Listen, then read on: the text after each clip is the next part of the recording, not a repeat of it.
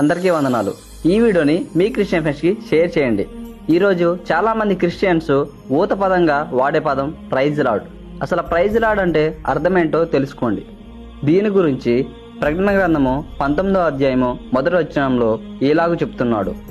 జనుల శబ్దము వంటి గొప్ప స్వరము పరలోకమందు ఇలాగు చెప్పగా వింటిని.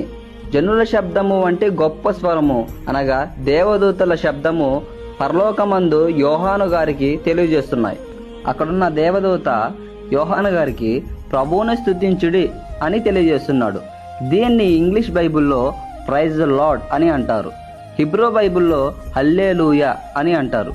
తెలుగు బైబిల్లో ప్రభువుని స్తుతించుడి అని దేవదూత యోహాను గారికి తెలియజేస్తున్నాడు. అక్కడున్న దేవదూత ప్రభువుని స్తుతించుడి అని అన్నప్పుడు మిగతా దేవదూతలు ఏమంటున్నాయో చూడండి. రక్షణ, మహిమ, ప్రభావములు,